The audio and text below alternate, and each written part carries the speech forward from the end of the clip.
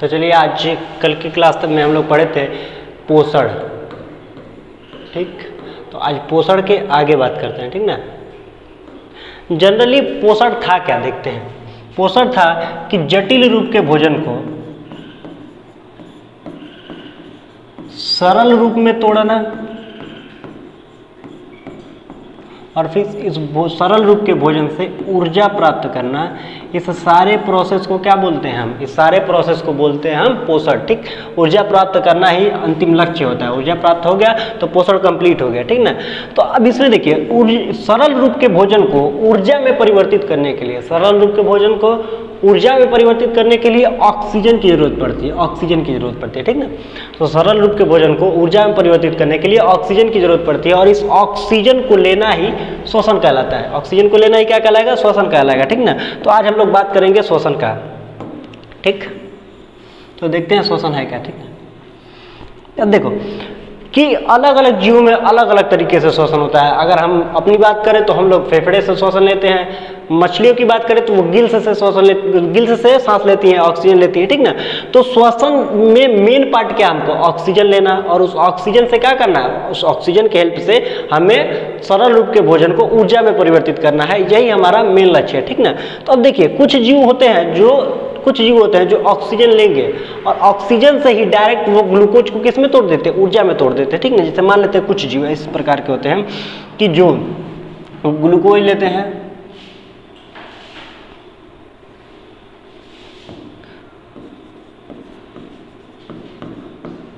और ग्लूकोज के साथ ऑक्सीजन लेते हैं। ऑक्सीजन के बाद ये ग्लूकोज को किस में तोड़ देते हैं? ऊर्जा में तोड़ देते हैं। ऊर्जा में तोड़ने में क्या बनेगा? कार्बन डाइऑक्साइड बनता है, कभी कभी जल बनता है और ऊर्जा बन जाता है, ठीक है। कुछ जीव इस प्रकार से श्वसन करते हैं, कुछ जीव इस प्रकार से पोषण करते हैं कि वो ऑक्सीजन लेंगे, ऑक्सीजन के साथ अभिक्रिया करके ग्लूकोज को किस में तोड़ देंगे? कार्बन डाइऑक्साइड में और जल में तोड़ेंगे और उसके साथ साथ उनको क्या मिल जाती है? ऊर्जा मिल जाती है। लेकिन ये जनरली बहुत कम ही देखने को मिलता है। जनरली हम बात करते हैं कि मनुष्यों में श्वसन या जंतुओं में श्वसन की बात करें, ठीक ना। तो जंतुओं में श्वसन इस तरीके से नहीं होता है, या जंतुओं में पोषण की बात कहते तो वो भी इस तरीके से नहीं होगा, ठीक ना। तो देखते हैं कि जंतुओं में पोषण क्या है, ठीक।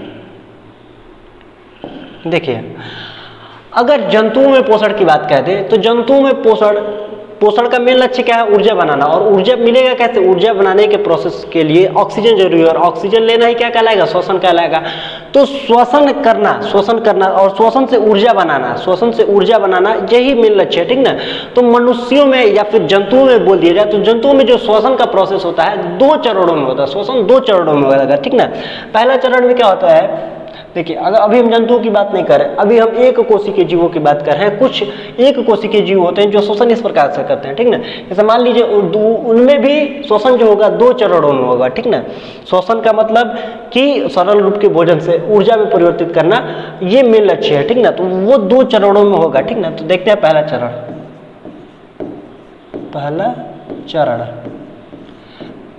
में क्या होता है? पहले चरण में ऑक्सीजन की कोई जरूरत नहीं होती है। पहले चरण में ऑक्सीजन की कोई जरूरत नहीं होती है, क्योंकि देखिए, पहले चरण में ग्लूकोज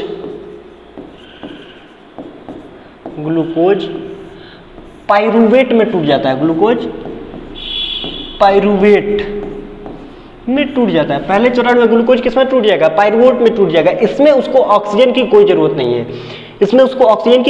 है, ठीक ना। पहला चरण में ये होता है, ठीक। अब देखिए दूसरे चरण, ठीक ना। पहले चरण की बात करें तो पहला चरण मनुष्यों में भी होता है और पहले चरण में मनुष्यों को भी ऑक्सीजन की जरूरत नहीं पड़ती है। अगर मनुष्यों को ऑक्सीजन की जरूरत पड़ती है तो श्वसन के दूसरे चरण में मनुष्यों को ऑक्सीजन की जरूरत पड़ती है। पहले चरण में इन्हें भी ऑक्सीजन की जरूरत नहीं है। लेकिन अगर कुछ इस प्रकार के जीव हैं जिन्हें ऊर्जा बनाने के लिए ऑक्सीजन की जरूरत ही नहीं होती, उनका श्वसन ना भी हो तो भी उन्हें ऊर्जा मिल जाता है। कैसे? देखिए कि उनमें पहले चरण में ग्लूकोज किस में टूट जाता है? पाइरूवेट में टूट जाता है और उसके बाद ऑक्सीजन की अनुपस्थिति में, ऑक्सीजन नहीं रहता है, ऑक्सीजन की अनुपस्थिति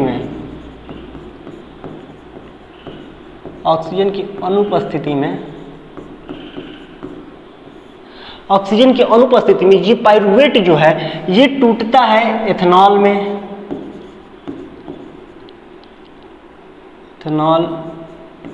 एथेनॉल में टूट जाता है और कार्बन डाइऑक्साइड में टूट जाता है और इसके साथ साथ ऊर्जा मिल जाती है, ठीक ना। कुछ जीव इस तरीके के होते हैं जिनमें श्वसन के लिए या फिर ऊर्जा बनाने के लिए ऑक्सीजन की जरूरत नहीं होती, ठीक। उनमें श्वसन दो चरणों में होता है। पहला चरण में ग्लूकोज पाइरुवेट में टूट जाता है और दूसरे चरण में ऑक्सीजन की अनुपस्थिति, मतलब ऑक्सीजन की जरूरत नहीं है, बिना ऑक्सीजन के पाइरुवेट एथेनॉल में टूट जाता है, कार्बन डाइऑक्साइड में टूट जाता है और उसके साथ साथ उनको क्या मिल जाती है, ऊर्जा मिल जाती है। जनरली ये होता किसमें है, देखते हैं। ये प्रोसेस होता है, ये ईस्ट में होता है, ईस्ट को ही खमीर बोलते हैं हम लोग, आम भाषा में खमीर बोलते हैं, ठीक ना। तो ये प्रोसेस ईस्ट में होता है। ईस्ट में पहले चरण में भी ऑक्सीजन की जरूरत नहीं है, दूसरे चरण में भी ऑक्सीजन की जरूरत है, मतलब इन्हें ऊर्जा बनाने के लिए ऑक्सीजन की जरूरत नहीं है। अगर ये श्वसन ना भी करे तो इनका शरीर सुचारू रूप से काम करेगा क्योंकि इन्हें ऑक्सीजन की जरूरत नहीं है, ठीक ना। तो ये ईस्ट में होता है और ईस्ट में ये प्रोसेस कब होता है, किण्वन के दौरान। ईस्ट जब किण्वन करता है, किण्वन मतलब सड़ा देना किसी चीज को, उसी को बोलते हैं किण्वन। तो जब ये किण्वन करेगा तो उसमें ये प्रोसेस होता है और उसमें इन्हें ऑक्सीजन की जरूरत नहीं पड़ती है, ठीक ना। अब देखिए, मनुष्यों में अगर श्वसन की बात करें या मनुष्यों में ऊर्जा बनाने की बात करें तो मनुष्यों में ऊर्जा बनाना भी दो चरण में होता है। पहला चरण तो सेम रहता है, पहला चरण ग्लूकोज को पाइरुवेट में टूटता है, ये मनुष्यों में भी होता है, ठीक ना। अब ये देखिए, ग्लूकोज को पाइरुवेट में टूटता कहाँ पे है, ठीक ना, देखते हैं। ग्लूकोज पाइरुवेट में टूटता है, ये टूटता है कोशिका द्रव में, ये कोशिका द्रव में टूटता है। ग्लूकोज पाइरुवेट में टूटना, ये क्रिया कोशिका द्रव में संपन्न होती है और कोशिका द्रव के बाद ये पाइरुवेट, अगर ईस्ट की बात कर दे तो ईस्ट में ऑक्सीजन की जरूरत नहीं होती है, ऑक्सीजन की अनुपस्थिति में एथेनॉल, कार्बन डाइऑक्साइड और ऊर्जा में परिवर्तित हो जाता है, ठीक ना। लेकिन अगर मनुष्यों की बात करें तो मनुष्यों में इस तरीके से नहीं होता है, ठीक ना। अगर मनुष्य में श्वसन की बात की जाए तो मनुष्य में श्वसन देखिए किस तरीके से होता है। मनुष्यों में श्वसन का पहला चरण जो है वो सेम इसी की तरह होगा, ठीक ना। देखिए, पहला चरण में क्या होगा, पहला चरण, ये समझने के लिए आप पहले ये समझ लीजिए कि मनुष्यों में श्वसन दो तरीके से होता है, एक ऑक्सी श्वसन, एक अनऑक्सी श्वसन। और इन ऑक्सी श्वसन और अनऑक्सी श्वसन से पहले भी श्वसन होता है। देखिए, अगर मनुष्यों में श्वसन की बात की जाए,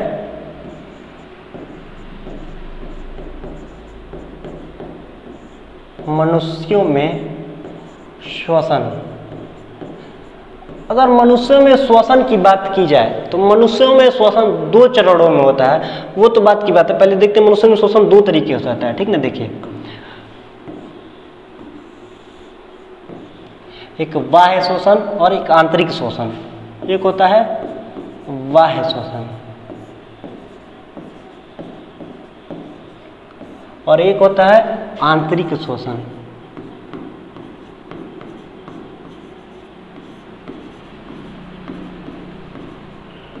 मनुष्यों में शोषण दो तरीके से होगा, एक बाह्य शोषण, एक आंतरिक शोषण। समझते हैं कि बाह्य शोषण और आंतरिक शोषण है क्या, ठीक ना। देखिए, बाह्य शोषण कुछ नहीं है। बाह्य शोषण जनरली क्या है कि वायुमंडल से ऑक्सीजन लिए और उस ऑक्सीजन को ले जाके फेफड़ा में स्टोर कर दिए, यही कहलाता है बाह्य शोषण। इसमें अभी हमें ऊर्जा की प्राप्ति नहीं होती है। बाह्य शोषण में वायुमंडल से ऑक्सीजन लिए और उस ऑक्सीजन को कहाँ पे स्टोर कर दिए, उस ऑक्सीजन को स्टोर कर दिए हम किसमें, फेफड़ा में स्टोर कर दिए, ठीक ना। देखिए, बाह्य शोषण में होता क्या है, मनुष्य में अगर श्वसन की बात करें तो बाह्य श्वसन और बाह्य श्वसन का प्रोसेस भी दो तरीके से होता है, ठीक ना। बाह्य श्वसन में दो ही प्रोसेस होता है, एक निःश्वसन, एक निःश्वसन। पहले बाह्य श्वसन होता क्या ये समझ लीजिए, ठीक ना। बाह्य श्वसन होता क्या है, वायुमंडल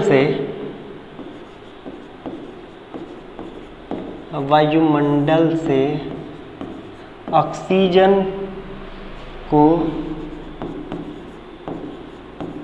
ले जाकर फेफड़ा में इकट्ठा करना, ठीक ना। वायु शोषण में क्या होता है, वायु शोषण में वायुमंडल से ऑक्सीजन लेते हैं और ऑक्सीजन को ले जाकर कहाँ पे स्टोर कर देते हैं, फेफड़े में स्टोर कर देते हैं, ये वायु शोषण कहलाता है, ठीक ना। अभी हम बात करेंगे इसके अंगों के बारे में कि किस तरह से श्वसन तंत्र है, क्या क्या अंग है, ठीक ना। उसके बारे में आगे में डिटेल में चर्चा करेंगे, ठीक ना। अभी बस समझिए कि वायु शोषण है क्या। वायु शोषण वायुमंडल से ऑक्सीजन को ले गए और ले जाके कहाँ पे स्टोर कर दिए, फेफड़ा में। फेफड़ा जनरली कुछ है नहीं, फेफड़ा एक टंकी के माध्यम जैसा काम करता है। टंकी होता है जिसमें जल को स्टोर किया जाता है, उसी तरह से फेफड़ा है, वो केवल स्टोर करता है। और किसको स्टोर करता है, ऑक्सीजन को स्टोर करता है, ठीक ना। तो वायु शोषण में क्या होता है, वायुमंडल से ऑक्सीजन को ले जाके कहाँ पे स्टोर कर देते हैं, फेफड़ा में स्टोर कर देते हैं, ठीक ना। इसमें कुछ होता नहीं है, ठीक ना। अब देखिए बाह्य श्वसन में दो प्रोसेस होते हैं, एक निःश्वसन एक निःश्वसन, ठीक। एक होता है निःश्वसन और एक होता है निःश्वसन।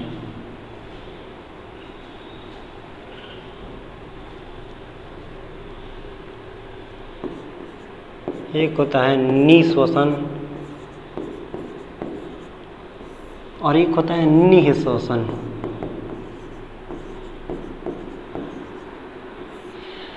बाह्य श्वसन में दो प्रोसेस होते हैं, एक निःश्वसन एक निःश्वसन। निःश्वसन है क्या, देखिए निःश्वसन ऑक्सीजन को या वायुमंडल से ऑक्सीजन ही तो केवल नहीं छाट के लेंगे, वायुमंडल से सांस को अंदर लेने के प्रोसेस को निःश्वसन बोलते हैं। सांस को अंदर लेना निःश्वसन कहलाता है और उसको बाहर निकालना क्या कहलाएगा, निःश्वसन।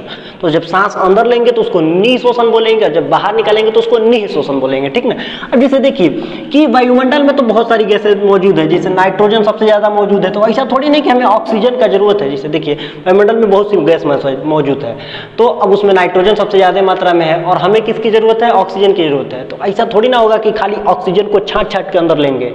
ऐसा है कि छनेली लगाए हैं जिसमें से खाली ऑक्सीजन छन के अंदर जाएगा, ऐसा नहीं है। इसमें क्या होता है, जब हम सांस लेते हैं तो वायुमंडल की अन्य गैसेस भी कहाँ पे चली जाती है, फेफड़ा में। और जब हम सांस छोड़ते हैं तो उसमें से जैसे मान लीजिए 21% ऑक्सीजन है तो 21% ऑक्सीजन थोड़ी ना अंदर जाएगा, उसमें से कुछ ही ऑक्सीजन की जरूरत होती है और बाकी गैसेस को क्या निकाल दिया जाता है, बाहर निकाल दिया जाता है। समझिए निःश्वसन में क्या होता है, ठीक ना। निःश्वसन में देखिए जाए बात की जाए तो वायुमंडल में गैसेज नाइट्रोजन है कितना, 78%। तो ये पूरा का पूरा 78%। अब ऐसा नहीं कि पूरा वायुमंडल का 78%, नहीं, ये 78% मतलब जितना सांस हम लेंगे। देखो ऐसा वायुमंडल में 78% है तो पूरे वायुमंडल का और नाइट्रोजन थोड़े ना सोख लेंगे, जितना हम लेंगे उसका 78% हम ऑक्सीजन कहाँ पे लेंगे, अंदर लेंगे, ठीक ना, नाइट्रोजन। और ऑक्सीजन कितना है, ऑक्सीजन है 21%, तो ये 21% अंदर लेंगे। और कार्बन डाइऑक्साइड भी हम लोग अंदर लेते हैं जिसका यूज नहीं है, 0.03% कार्बन डाइऑक्साइड अंदर लेते हैं निःश्वसन में। निःश्वसन में नाइट्रोजन लेंगे 78%, ऑक्सीजन लेंगे 21% और कार्बन डाइऑक्साइड लेंगे 0.03%। पूरे वायुमंडल का नहीं, जितना सांस ले रहे हैं उसका 78%, ठीक है। निःश्वसन में हमें जरूरत किसकी है, हमें जरूरत केवल ऑक्सीजन की है, तो ऑक्सीजन को ही रख लेंगे, बाकी सबको बाहर निकाल देंगे। लेकिन ऐसा थोड़ी नहीं कि 21% ऑक्सीजन लिया तो 21% ऑक्सीजन पूरा रख लेंगे, ऐसा प्रोसेस नहीं होता है। तो निःश्वसन में क्या होता है, निःश्वसन में जब हम सांस को बाहर छोड़ते हैं तो उसमें नाइट्रोजन की जरूरत हमारे शरीर को है नहीं, तो नाइट्रोजन को पूरा बाहर निकाल देंगे 78%, ठीक। जरूरत किसकी है, ऑक्सीजन की जरूरत है। और ऑक्सीजन में से पूरा ऑक्सीजन थोड़ी ना रखेंगे 21% ऑक्सीजन नहीं रखते हैं, 17% बाहर निकाल देते हैं, यानी कि 21% लिए थे 17% निकाल दिए, तो कितने का जरूरत हुआ हमारे अंदर, 4% का जरूरत हुआ। अब जब 4% हम हवा में से कुछ ले लिए हैं तो उसमें 4% मिला के छोड़ेंगे, तभी तो वायुमंडल बैलेंस रहेगा। ऐसा नहीं है कि मान लीजिए ऑक्सीजन लेते जा रहे हैं तो एक दिन ऐसा आएगा कि ऑक्सीजन खत्म हो जाएगा। तो बैलेंस करना भी जरूरी है हवा को। तो हवा को बैलेंस करने के लिए जब हम कार्बन डाइऑक्साइड को बाहर निकालते हैं, और आप लोगों को पता भी है कि हम लोग क्या छोड़ते हैं, कार्बन डाइऑक्साइड छोड़ते हैं, और कार्बन डाइऑक्साइड हम लिए कितना थे, 0.03%। तो जब हम कार्बन डाइऑक्साइड छोड़ते हैं तो 4.6% कार्बन डाइऑक्साइड बाहर निकाल देते हैं, ठीक। तो पहले हम लोग समझे बाह्य श्वसन। बाह्य श्वसन में क्या होता है, वायुमंडल से ऑक्सीजन को ले जाके फेफड़ा में स्टोर करना क्या कहलाता है, बाह्य श्वसन। बाह्य श्वसन में दो प्रोसेस होते हैं, एक निःश्वसन एक निःश्वसन। निःश्वसन सांस को अंदर लेना निःश्वसन, और सांस को बाहर निकालना निःश्वसन। निःश्वसन में क्या होता है, नाइट्रोजन 78% लेते हैं, ऑक्सीजन 21% लेते हैं और कार्बन डाइऑक्साइड 0.03% लेते हैं, मतलब जिस रेशियो में वो वातावरण में मौजूद है उस रेशियो में अंदर लेते हैं।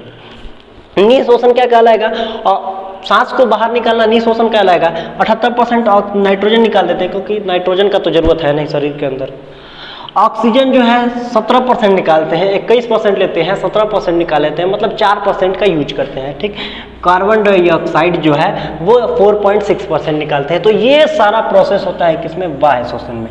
बाह्य श्वसन के दौरान कहीं भी आपको ऊर्जा देखने को मिला है, इसमें ऊर्जा मिला है, ऊर्जा नहीं मिला है, ऊर्जा नहीं मिला है। ऊर्जा मिलता कहाँ है, आंतरिक श्वसन से ऊर्जा प्राप्त होता है, ठीक ना। आंतरिक श्वसन से ऊर्जा प्राप्त होता है, आंतरिक श्वसन से ऊर्जा प्राप्त होता है। अब ये आंतरिक श्वसन होता कहाँ पे है? आंतरिक श्वसन कोशिका में होता है। आंतरिक श्वसन कोशिका में संपन्न होता है। कोशिका में होता है, ठीक। आंतरिक श्वसन कहाँ पे होगा? कोशिका में होगा। आप लोगों को पता है कि कोशिका में ऊर्जा बनाने का काम किसका है? माइटोकॉन्ड्रिया का। ऊर्जा में बनाने का काम किसका है? माइटोकॉन्ड्रिया का। माइटोकॉन्ड्रिया। ऊर्जा कौन बनाता है? माइटोकॉन्ड्रिया बनाता है। तो माइटोकॉन्ड्रिया में होता है आंतरिक श्वसन। आंतरिक श्वसन पूरी कोशिका में होता है। आंतरिक श्वसन भी 2 चरण में होता है। अभी बताया 2 चरण में कौन? एक पहला चरण, एक दूसरा चरण। पहला चरण में क्या था? ग्लूकोज पाइरूवेट में टूटा है तो उसको बोलते हैं पहला चरण। उसके बाद जब उस पाइरूवेट से ऊर्जा बनाएंगे तो उसको बोलेंगे दूसरा चरण। तो पहला चरण कोशिका द्रव में होता है। पहला चरण कहाँ पे होगा? कोशिका द्रव में। इस आंतरिक श्वसन का पहला चरण कहाँ पे होगा? कोशिका द्रव में। और दूसरा चरण कहाँ पे होगा? दूसरा चरण होगा माइटोकॉन्ड्रिया में। माइटोकॉन्ड्रिया में होगा, ठीक है। फिर से एक बार समझिए, अगर मनुष्यों में श्वसन की बात की जाए तो श्वसन मनुष्यों में 2 चरण में होगा। पहला बाह्य श्वसन, दूसरा आंतरिक श्वसन। बाह्य श्वसन में क्या होता है? ऑक्सीजन को वायुमंडल से ले जाके कहाँ पे स्टोर कर देना? ऑक्सीजन को वायुमंडल से ले जाके फेफड़ा में स्टोर कर देना, ठीक ना। वो कहलाता है बाह्य श्वसन। और बाह्य श्वसन में भी 2 प्रोसेस होते हैं, एक निःश्वसन, एक निःश्वसन। समझा चुके हैं आप। देखिए, ऑक्सीजन कहाँ पे स्टोर है? फेफड़ा में स्टोर है। और ऑक्सीजन को जरूरत किसका है? कोशिका को जरूरत है, क्योंकि कोशिका ऑक्सीजन को लेगा तभी तो पाइरूवेट को तोड़ेगा।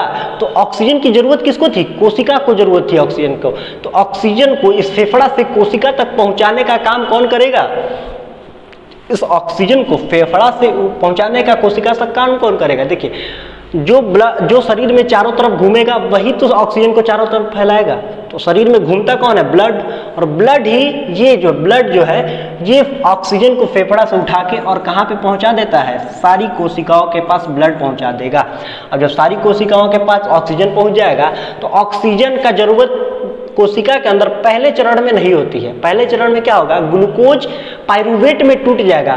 किस में टूटेगा? कोशिका द्रव में। ये कहाँ पे होता है? कोशिका द्रव में होता है। कोशिका द्रव में पहला चरण संपन्न होता है। आंतरिक श्वसन का पहला चरण कोशिका द्रव में संपन्न होता है। और पहले चरण में होता है क्या है? ग्लूकोज पाइरूवेट में टूटता है, ठीक ना। दूसरा चरण क्या होता है? दूसरे चरण में ऑक्सीजन की जरूरत पड़ती है। दूसरे चरण में ऑक्सीजन की जरूरत पड़ती है। ऑक्सीजन की उपस्थिति में पाइरूवेट ऊर्जा में टूटता है। ऑक्सीजन की उपस्थिति में पाइरूवेट किस में टूटता है? ऊर्जा में टूटता है। तो इन सारे प्रोसेस में ऑक्सीजन केवल दूसरे चरण में ही जरूरी है। और ऑक्सीजन दूसरा चरण होता है कहाँ पे? माइटोकॉन्ड्रिया में होता है, ठीक ना। अब धीरे धीरे समझते हैं। बाह्य श्वसन तो हम लोग समझ लिए कि बाह्य श्वसन है क्या, बस इसमें बाह्य श्वसन का मार्ग बताना है और बाह्य श्वसन लेते कैसे, बस वो बताना है। समझते हैं आंतरिक श्वसन, ठीक ना। देखिए, आंतरिक श्वसन होता संपन्न कहाँ पे है? कोशिका में संपन्न होता है। और कोशिका में आंतरिक श्वसन 2 चरण में होता है। समझते हैं। आंतरिक श्वसन,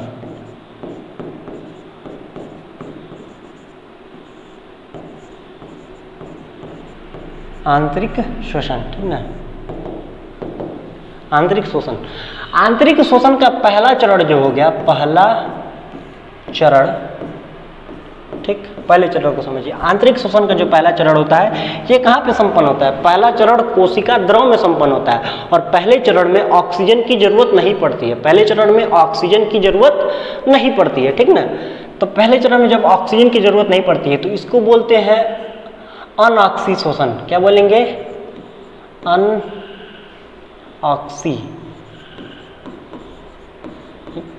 अनऑक्सी श्वसन, अनऑक्सी श्वसन। जिस चरण में ऑक्सीजन की जरूरत नहीं होती है उस चरण को कौन सा श्वसन बोलेंगे? अनऑक्सी श्वसन। कौन सा श्वसन? अनऑक्सी श्वसन, या इसको बोल देंगे अवायवीय श्वसन। क्या बोल सकते हैं? अवायवीय श्वसन, अवायवीय,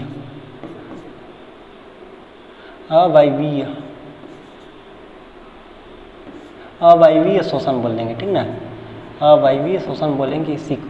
पहले चरण में ऑक्सीजन की जरूरत नहीं पड़ती, इसीलिए इसको क्या बोलते हैं, अवायवीय शोषण, अवायवीय शोषण, ठीक ना। अब यहाँ पे भी बात की थे इसके पहले जब ईस्ट वाला बताए थे, ईस्ट में क्या था, ईस्ट में शोषण मतलब ऊर्जा बनाने के लिए ऑक्सीजन की जरूरत नहीं पड़ती है। तो यहाँ पे जो शोषण हो रहा है इसमें ऑक्सीजन की जरूरत है नहीं है, तो इसके प्रोसेस को क्या बोल देंगे, इसके प्रोसेस को भी बोल सकते हैं अवायवीय शोषण, इसके प्रोसेस को भी बोल सकते हैं अवायवीय,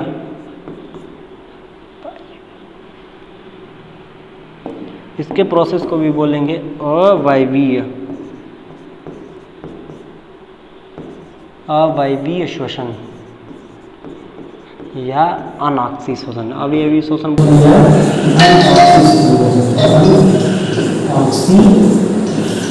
शोषण बोल सकते हैं, इसी को अवायवीय शोषण या अनाक्सी शोषण बोल सकते हैं। क्यों? क्योंकि यहाँ पे ऑक्सीजन की जरूरत नहीं है, ठीक है।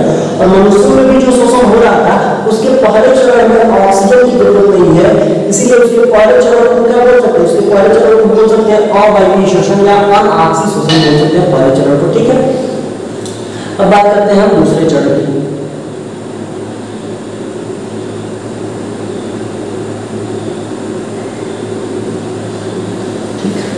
मनुष्य पहले चरण में ऑक्सीजन की जरूरत नहीं होती है, बात करते हैं दूसरे चरण की, ठीक है। यहाँ पे हमको क्या कहा, पहले चरण में ऑक्सीजन की जरूरत नहीं है, इसलिए इसको क्या बोलेंगे, अवायवीय शोषण। पहले चरण में होता क्या है देखते हैं, देखिए पहले चरण में क्या होगा, पहले चरण में ग्लूकोज देख नहीं रहा होगा, पहले चरण में ग्लूकोज पाइरुवेट में टूटता है, ग्लूकोज टूटता किसमें है, पाइरुवेट, ग्लूकोज किसमें टूटता है, पाइरुवेट में टूटता है। पहले चरण में ग्लूकोज किसमें टूटेगा, पाइरुवेट में टूटेगा। और ये प्रोसेस संपन्न कहाँ पे होता है, और ये प्रोसेस संपन्न होता है कोशिका द्रव में। कहाँ पे होगा, कोशिका द्रव में, कोशिका द्रव में। ये कहाँ पे संपन्न होगा प्रोसेस, कोशिका द्रव में होगा। ग्लूकोज को पाइरुवेट में तोड़ने का प्रोसेस कहाँ पे होगा, कोशिका द्रव में, और यही पहला चरण कहलाता है। और इस पहले चरण में ऑक्सीजन की जरूरत नहीं है, इसलिए हम इसको अवायवीय शोषण या अनाक्सी शोषण कह सकते हैं, ठीक। अब बात करते हैं दूसरे चरण की, दूसरा चरण, ठीक है, दूसरा चरण, दूसरा चरण। अब यहाँ पे देखिए दूसरे चरण में मनुष्य के श्वसन के आंतरिक श्वसन के दूसरे चरण में ऑक्सीजन की जरूरत होती है, इसमें ऑक्सीजन की जरूरत होगी, इसीलिए इसको हम बोलेंगे वायवीय शोषण या ऑक्सी शोषण। इसको क्या बोलेंगे, वायवीय शोषण, वायवीय शोषण या वायवीय शोषण या ऑक्सी शोषण या ऑक्सी शोषण। दूसरे चरण में शोषण को क्या बोलते हैं, वायवीय शोषण या ऑक्सी शोषण, ठीक। इसमें क्या होता है, ठीक है, देखिए इसमें क्या होगा, ऑक्सीजन की उपस्थिति में, इसमें ऑक्सीजन की उपस्थिति में ये पाइरुवेट टूट जाता है, ऑक्सीजन की उपस्थिति, ऑक्सीजन की उपस्थिति में ये पाइरुवेट टूट जाता है, किसमें देखते हैं, ऑक्सीजन की उपस्थिति में ये पाइरुवेट टूटेगा कार्बन डाइऑक्साइड और जल में टूटता है, और इसके साथ साथ ऊर्जा मिलता है, ऊर्जा, और ये ऊर्जा मिलेगा, ठीक है। पहले चरण में क्या होगा, ग्लूकोज टूटा था पाइरुवेट में, ये कहाँ पे संपन्न हुआ है, ये संपन्न हुआ है कोशिका द्रव में। पाइरुवेट टूट के किसके पास भेज दिया जाएगा, माइटोकॉन्ड्रिया के पास, और माइटोकॉन्ड्रिया ऑक्सीजन की उपस्थिति में या ऑक्सीजन के साथ पाइरुवेट को किसमें तोड़ देगी, कार्बन डाइऑक्साइड में तोड़ेगी, जल में तोड़ेगी और ऊर्जा मुक्त करेगी, और यही ऊर्जा जरूरी है, ठीक है। तो ये ऊर्जा मुक्त करती है, ठीक है। पहले चरण में ऑक्सीजन की जरूरत है, इसलिए इसको अवायवीय शोषण या अनाक्सी शोषण कह सकते हैं। दूसरे चरण में ऑक्सीजन की जरूरत है, इसलिए वायवीय शोषण या ऑक्सी शोषण कह सकते हैं। पहला चरण कहाँ पे संपन्न हुआ है, कोशिका द्रव में। दूसरा चरण कहाँ पे संपन्न होगा, माइटोकॉन्ड्रिया में। दूसरा चरण माइटोकॉन्ड्रिया,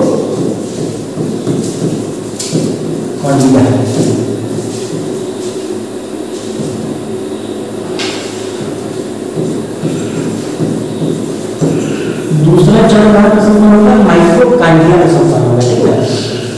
अब देखिए मनुष्य में श्वसन का एक और प्रोसेस होता है, देखते हैं कि देखिए ये जो ऑक्सीजन का ट्रांसफर है, जो ऑक्सीजन का ट्रांसफर फेफड़ा से लेके और कोशिका तक कौन कर रहा है? ऑक्सीजन का ट्रांसफर फेफड़ा से लेके कोशिका तक कौन कर रहा है? कौन कर रहा था? ब्लड कर रहा था, ठीक है। ऑक्सीजन का ट्रांसफर कौन कर रहा था? ब्लड कर रहा था। अब ब्लड कहां से कहां तक कर रहा था? ब्लड जो था ये फेफड़ा से और कोशिका तक, फेफड़ा से कोशिका तक ऑक्सीजन को पहुंचाता है कौन? ब्लड। कोशिका तक पहुंचाता है कौन? ब्लड पहुंचाता है। तो ये ऑक्सीजन को फेफड़ा से उठाता है, कहां पे पहुंचा देगा? कोशिका में पहुंचा देगा। और कोशिका में जब दूसरे चरण में ऑक्सीजन की जरूरत होती है और ऑक्सीजन पायरुवेट और ऑक्सीजन मिलकर किसमें टूट जाता है? कार्बन डाइऑक्साइड में, जल में और ऊर्जा में टूट जाता है, ठीक है। तो कार्बन डाइऑक्साइड जो मुक्त होगा वहां से उस कार्बन डाइऑक्साइड को ब्लड लेके आएगा और फिर लास्ट किसमें छोड़ देगा? फेफड़ा में छोड़ देगा, ठीक है। ये आगे प्रोसेस है, इसको समझिएगा। अभी आगे समझिए ब्लड। तो ब्लड में भी हीमोग्लोबिन है, वो हीमोग्लोबिन इसका ट्रांसफर का काम करता है। ब्लड में हीमोग्लोबिन, ब्लड में इसके ट्रांसफर का काम कौन करता है? हीमोग्लोबिन इसका ट्रांसफर करता है, ठीक है। ब्लड में कौन करेगा? हीमोग्लोबिन ट्रांसफर करेगा। जैसे मान लीजिए अगर हम कह दें कि किसी मनुष्य के शरीर में ब्लड की कमी है या फिर हीमोग्लोबिन की कमी है, ब्लड की कमी हो गया या हीमोग्लोबिन की कमी हो गया, तो जितनी मात्रा में ऑक्सीजन को पहुंचाना था कोशिका तक, क्या उतनी मात्रा में पहुंच पाएगा? ब्लड ही कम है तो ऑक्सीजन को ट्रांसफर भी तो कम करेगा। तो उसके शरीर में ऑक्सीजन का अभाव हो जाएगा। किसी के शरीर में अगर ब्लड की कमी पड़ जाए या हीमोग्लोबिन की कमी पड़ जाए तो उसमें जितने ऑक्सीजन का ट्रांसफर करना था उतना ऑक्सीजन पहुंचेगा नहीं।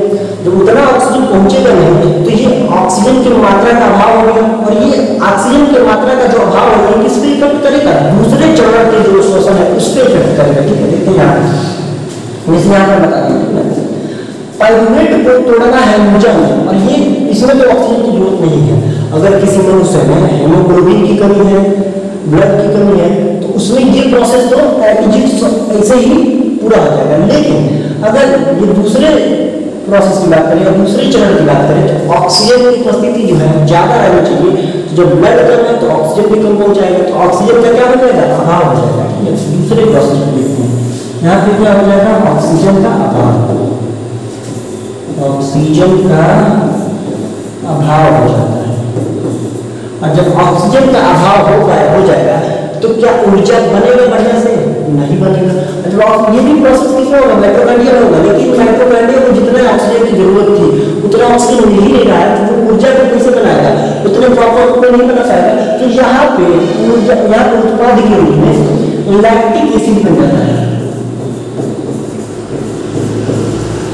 लैक्टिक एसिड, लैक्टिक अम्ल बन जाता है, लैक्टिक अम्ल बन जाएगा और ऊर्जा मिलेगा। लैक्टिक अम्ल बनेगा और ऊर्जा मिलेगा, ठीक है। देखिए जब ऑक्सीजन का अभाव है पायरुवेट किसमें टूटेगा? लैक्टिक एसिड में टूटेगा और ऊर्जा में टूटेगा। लैक्टिक एसिड और ऊर्जा में टूटेगा तो ये जो ऊर्जा है इस वायु ऊर्जा से कम प्रभावी है। क्यों कम प्रभावी है? ये ऊर्जा को बढ़ाने में ऑक्सीजन जितनी चाहिए थी उतना है, लेकिन इस ऊर्जा को बढ़ाने में ऑक्सीजन का अभाव हो गया है, और ऑक्सीजन के अभाव के कारण ये ऊर्जा उतना सक्रिय नहीं होगा जितना वो सक्रिय होगा, तो वो ऊर्जा ज्यादा प्रभावी हो जाएगा, ये ऊर्जा कम प्रभावी होगा। अब यहाँ पे देखिए लैक्टिक एसिड बन गया। जैसे मान लेते हैं ऑक्सीजन की कमी किसमें होगी? ब्लड की कमी किसमें होगी? जो निमोनिया होगा उसमें ब्लड की कमी होगी, हीमोग्लोबिन की कमी होगी। आज से हीमोग्लोबिन की कमी जिसमें रहता है सुखते रहता है, चार्ज होता है, चलता रहेगा। और जब उसमें लैक्टिक एसिड बन गया तो लैक्टिक एसिड करता क्या है? यही तो दर्द उत्पन्न करता है। लैक्टिक एसिड के जमाव के कारण ही दर्द उत्पन्न होता है। तो जब बुखारिया हो जाएगा वो तो उसमें ऑक्सीजन की जैसे ऑक्सीजन का अभाव हो जाएगा तो लैक्टिक एसिड बनेगा। जब लैक्टिक एसिड बनेगा तो उसका शरीर जगह जगह से दर्द करेगा, तो शरीर दर्द करेगा तो चिल्लाएगा तरीके से। तो ऑक्सीजन का अभाव यानी कि हीमोग्लोबिन की कमी के कारण जब ऑक्सीजन का अभाव होगा तो लैक्टिक एसिड बनेगा, और ये लैक्टिक एसिड ही मनुष्य में शरीर दर्द उत्पन्न करता है, लैक्टिक एसिड, ठीक है। और ये जो ऊर्जा है ये कम प्रभावी होगा उस ऊर्जा के अपेक्षा। देखते ही होंगे जब कम प्रभावी हो जाएगा, कभी कोई बुखार में होगा, लैक्टिक एसिड बन रहा है, शरीर दर्द कर रहा है, उतना ज्यादा उछलेगा कूदेगा नहीं, जितना हम उछल कूद रहा है आराम से क्रिकेट खेल लेगा, एक जगह पर खाली देखेगा। तो इसमें ये जो लैक्टिक एसिड के कारण उसका जो शरीर में जो दर्द उत्पन्न हो रहा है, और ये जो ऊर्जा है ये कम प्रभावी है, ठीक ना। अब ये तो हो गया कि मनुष्य में शोषण कैसा होता है, ठीक है। अब शोषण के मार्ग पर क्या कहते हैं, शोषण के मार्ग, ठीक है। देखिए शोषण के मार्ग, हेडिंग डाल लीजिए शोषण के मार्ग, शोषण तंत्र, शोषण तंत्र। शोषण तंत्र होगा क्या, पाचन तंत्र क्या बताए थे, पाचन की क्रिया में भाग लेने वाले सभी अंगों को सम्मिलित रूप से पाचन तंत्र कहते हैं। वही डिफिनेशन यहाँ पे चिपका देंगे, श्वसन की प्रक्रिया में भाग लेने वाले सभी अंग सम्मिलित रूप से क्या कहलाएंगे, श्वसन तंत्र कहलाएंगे, ठीक है। अब ये श्वसन तंत्र होते देखते हैं, श्वसन तंत्र में कौन कौन सा अंग रहते हैं, देखिए कौन फिगर दिखा रहा है, ये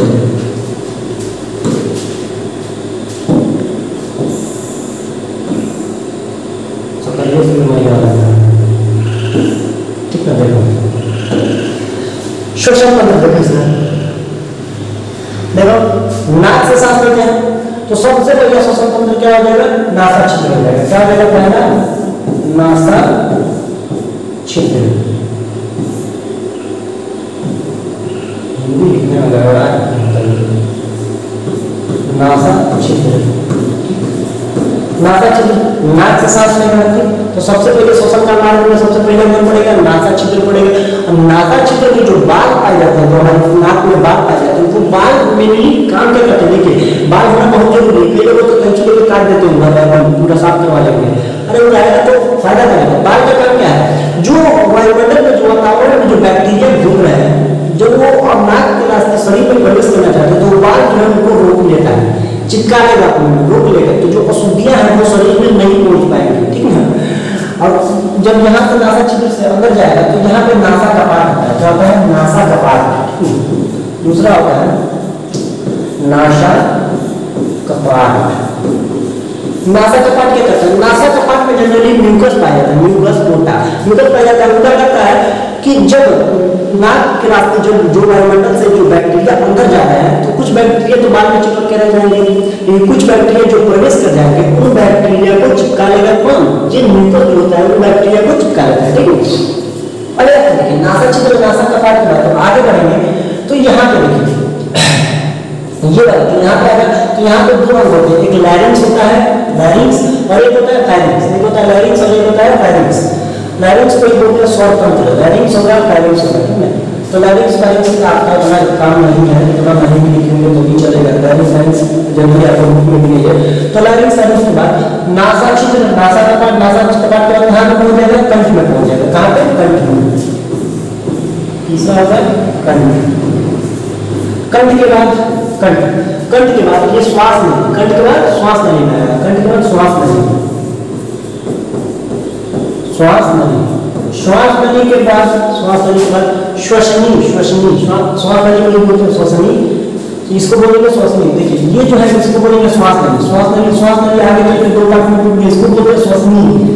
नासा छिद्र, नासा कपाट, कंठ, श्वास नली, श्वसनी। तो अगला पार्ट क्या आएगा, श्वसनी, श्वसनी, ठीक। और ये श्वसनी की देखिए आगे जाके कई पार्ट में टूट गया है, आगे जाके कई पार्ट में टूट गया है, तो ये कई पार्ट में टूट जाता है, उसको बोलते हैं श्वसनिका, श्वसनिका। क्या बोलेंगे, श्वसनिका। कई पार्ट में टूट गया उसको क्या बोलेंगे, श्वसनिका। और श्वसनिका के बाद जो देखिए जो टूटा है श्वसनिका, इन सबके लास्ट में जो गोल साइज में संरचना पाई जाती है, जैसे गोल डिब्बा, जैसे गोल गोल, ठीक ना, ये गोल जैसी संरचना पाई जाएगी इस तरीके से, ठीक ना। इसको बोलते हैं एल्वियोली या कुपिका बोलते हैं। क्या बोलेंगे, कुपिका,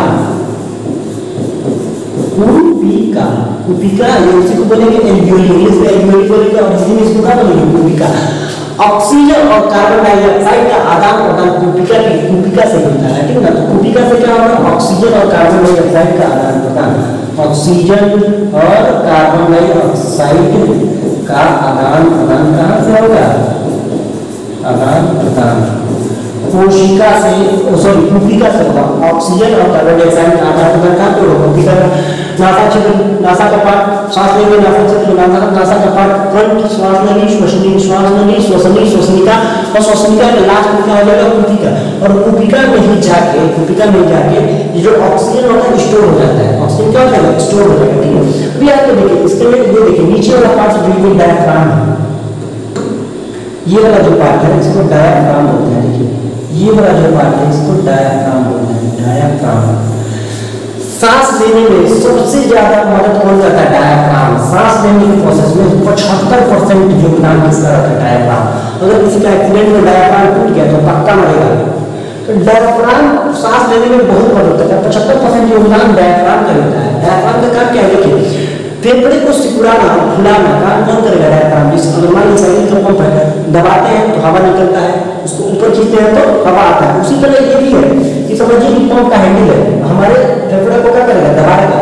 जब दबाएगा तो निश्वसन होगा, मतलब सांस बढ़ाएगा। जब नीचे जाएगा फूलेगा, जब नीचे जाएगा तो क्या होगा, फूलेगा। तो फूलेगा तो सांस अंदर आएगा। तो ये डायफ्राम का काम क्या है, डायफ्राम को सांस को निकालना और फुलाना। कभी कभी एक्सीडेंट में डायफ्राम टूट जाता है तो मशीन की मदद से सांस को भेजा और निकाला जाता है, ठीक है। तो ये डायफ्राम का बहुत बड़ा योगदान होता है, ठीक है। लेकिन गर्भवती महिलाओं में यहाँ पे यूट्रस होता है, यूट्रस में बच्चा होता है, तो डायफ्राम अगर ऊपर नीचे होगा तो बच्चे को डिस्टर्ब होगा। तो गर्भवती महिलाओं में श्वसन में डायफ्राम योगदान नहीं देता है, और गर्भवती महिलाओं में श्वसन में जो योगदान देगा इसकी पसलियां देंगी, उसको फेफड़े को सिकुड़ाएंगे फुलाएंगे, कौन पसलियां सिकुड़ाएंगे फुलाएंगे, ठीक है। अब देखिए इस कुपिका में थोड़ा और समझ लेते हैं कि कुपिका जो है, ये कुपिका कभी कभी कुपिका जाम हो जाएगा। जब कुपिका जाम हो जाएगा तो उस बीमारी को बोलते हैं न्यूमोनिया। न्यूमोनिया कुपिका जाम हो जाएगा तो उस बीमारी को क्या बोलेंगे, न्यूमोनिया बोलेंगे। कभी कभी कुपिका में छेद हो जाता है, जब कुपिका में छेद हो जाएगा, कुपिका में छेद हो जाएगा तो इस बीमारी को बोलेंगे टीबी। कुपिका में छेद तो बीमारी हो जाएगा टीबी। कभी कभी कुपिका में बलगम जम जाता है, बलगम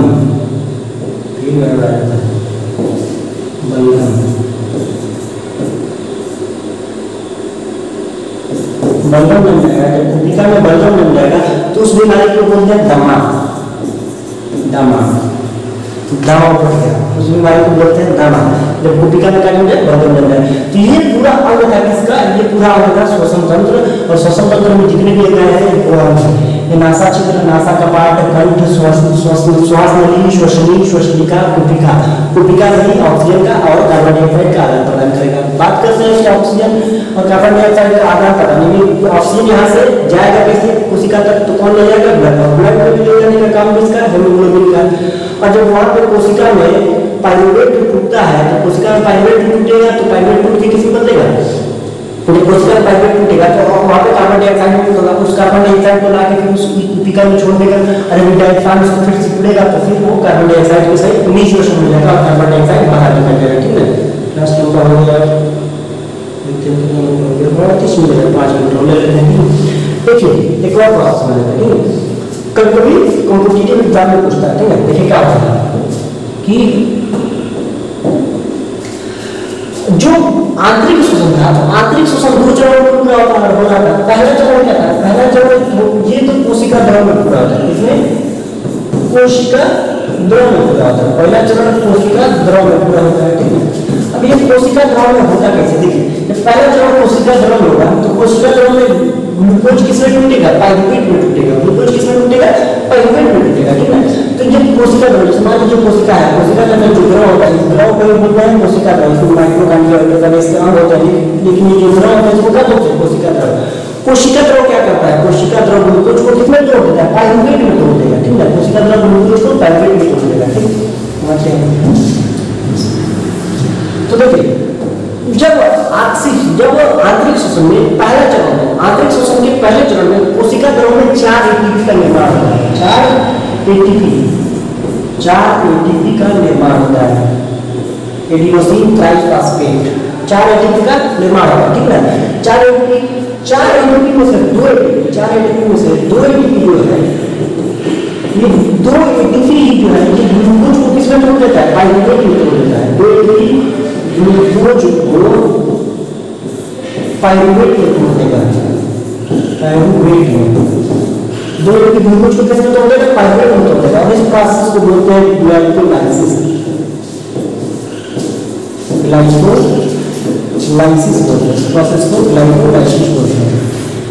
तो 4 एटीपी करना, 4 एटीपी में से 2 एटीपी ग्लाइकोलाइसिस का खत्म हो गया, बचा कितना, 2 एटीपी लाभ होता है, इसको बोलते हैं गेन, क्या बोलते हैं, गेन होता है, 2 एटीपी का गेन होता है। ये 2 एटीपी क्या है, पाइरुवेट क्या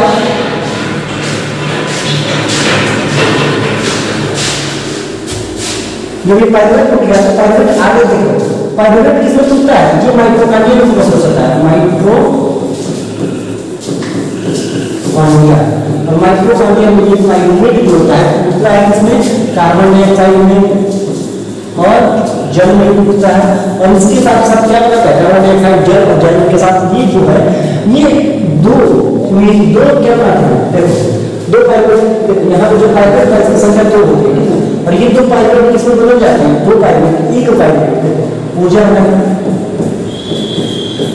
तो ये 2 पाइरुवेट है, एक पाइरुवेट जो होता है ये टूटता है 18 एटीपी, एक पाइरुवेट 18 एटीपी में टूटता है। तो 2 पाइरुवेट है, तो 2 पाइरुवेट टूटेंगे 36 एटीपी में।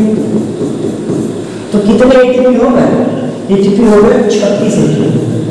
पूरे आंतरिक शोषण के दौरान कितने एटीपी हो गए, 36 एटीपी। और 2 एटीपी का जो लाभ हुआ है उसी का जवाब है, वो 2 एटीपी मिला है, कितने एटीपी हो गए, 38 एटीपी, 38 एटीपी।